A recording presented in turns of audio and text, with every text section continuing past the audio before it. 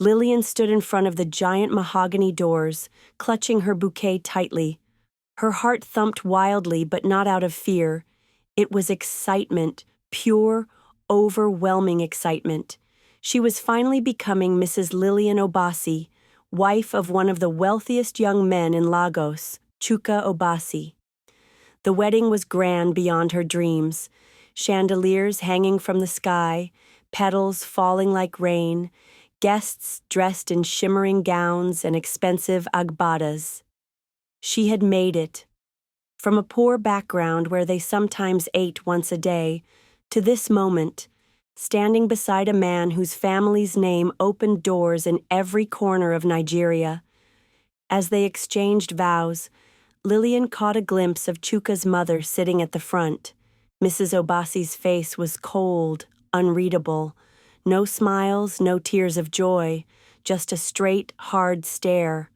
For a moment, Lillian felt a flicker of fear, but Chuka squeezed her hand, grounding her. She pushed the worry aside. After all, love conquers all, right? They kissed, and the crowd roared with applause. The next few weeks were a dream. Chuka was attentive, generous, and loving. He gifted her a brand new Range Rover, a villa at Banana Island, and designer clothes from Europe. Friends envied her, enemies choked with jealousy. On social media, she was the poster child for winning. But Lillian noticed something strange. Mrs. Obasi had not visited them once since the wedding. No calls, no gifts, no messages. It was as if Chuka's mother had erased him from her life. One evening, Lillian mustered the courage to ask, "Baby, why hasn't your mom visited?" Chuka's jaw tightened. "She's traditional. She thinks I should have married someone more appropriate, but don't worry, she'll come around." Lillian nodded, pretending it didn't sting. In her heart, she promised herself she would win Mrs. Obasi's love no matter what it took. Little did she know, the real battle was just about to begin. 3 months into the marriage, Lillian woke up one morning to find an extra car parked outside their mansion. It was a black Mercedes with tinted windows. She frowned. "Chuka, are we expecting guests?" she asked as she descended the grand staircase. Before he could answer, the front door opened. And there she stood, Mrs. Obasi, dragging 2 giant suitcases behind her, flanked by 2 stern-looking maids. "Good morning," the older woman said coolly. "I've come to stay." Lillian blinked in shock. "Stay? For how long, Ma?" she stammered. Mrs. Obasi smiled thinly. "Until God says otherwise." Chuka, looking like a scolded schoolboy, simply nodded and stepped aside, letting his mother walk in as if she owned the place. From that moment, everything changed. Mrs. Obasi took control of the household. She changed the staff, dictated what Lillian should cook, where, and even how she should speak. "You're an Obasi now," she would say, wrinkling her nose at Lillian's makeup. "Behave like it." Every mistake Lillian made, no matter how small, was magnified. Forgot to add pepper to the stew? You're not fit to feed a goat, let alone an Obasi man. Wore heels to a family gathering. Are you going to a nightclub or a funeral? Chuka rarely intervened. In fact, he often sided with his mother, leaving Lillian feeling isolated and humiliated in her own home. At night, she would cry quietly, praying that Mrs. Obasi would grow tired and leave, but the older woman had no intention of going anywhere. It got worse when Lillian found out she was pregnant. She had hoped this news would finally melt Mrs. Obasi's heart. Instead, the woman sneered. "I pity that poor child already," she muttered under her breath. "Raised by a nobody." Lillian tried to keep her spirits high. She decorated the nursery herself, bought tiny baby clothes, and read parenting books late into the night. But Mrs. Obasi undermined her at every turn, changing the decor Lillian had picked, dismissing her choices as village tastes, and insisting on hiring her own nanny, a woman Lillian had never met before. One day, Lillian overheard a conversation that broke her completely. "I warned you, Chuka," Mrs. Obasi said. "Marrying that girl will be the biggest mistake of your life." Chuka didn't defend her. He stayed silent. If you're enjoying this story, make sure you hit the subscribe button and turn on the bell so you don't miss the next part. And don't forget to like the video too. For the first few weeks after Madame Agnes moved in, Amara tried her best to maintain peace.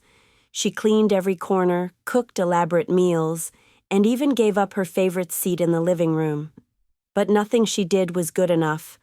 Amara would cook jollof rice, only for Madame Agnes to spit it out and accuse her of trying to poison her. She would scrub the floors till her hands bled, only for Madame Agnes to point out a single speck of dust and humiliate her in front of Yemi. "Is this how you treat your husband's mother, you worthless girl?" Agnes would yell. Each insult was like a knife twisting in Amara's heart, but Yemi remained silent. He would either look away or mumble, "Mama is just old. She doesn't mean it." One evening, Amara made the mistake of serving Madame Agnes tea in her favorite porcelain cup.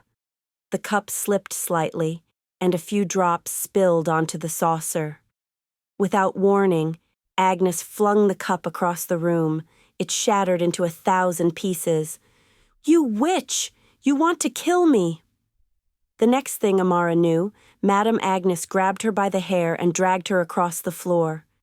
Yemi rushed in and separated them, but instead of defending Amara, he turned on her. "Why are you always causing problems, Amara? Why can't you just behave?" Amara's heart broke into pieces that night. She realized she was fighting a battle she couldn't win. It wasn't just Agnes that had moved in. It was a curse that had taken root in her home. Days turned into weeks, and Amara found herself shrinking into a shell of the vibrant woman she used to be. She became a ghost in her own home, tiptoeing around, hoping not to provoke Madame Agnes's wrath. But no matter how invisible she tried to be, Agnes always found a way to attack her. One day, as Amara was folding laundry, she overheard a chilling conversation between Agnes and Yemi. "She's not good enough for you," Agnes said. "I have a girl from our village, obedient, respectful, fertile. You deserve better." Yemi didn't argue. In fact, he sounded interested. Amara clutched the bedsheet to her chest as tears streamed down her face. Her worst nightmare was becoming reality. That evening, Yemi told Amara casually that he was considering marrying a second wife. "It's not personal," he said coldly. "Mama says it's for the family's good." Amara was too shocked to speak. The love of her life had become a stranger before her eyes, and it was all because of Agnes. As she cried herself to sleep, Amara made a decision. She was not going to sit back and watch her life be destroyed. The next morning, Amara packed a small bag and left the house. She didn't tell Yemi. She didn't leave a note. She went straight to her elder brother's house, where she poured out her heart.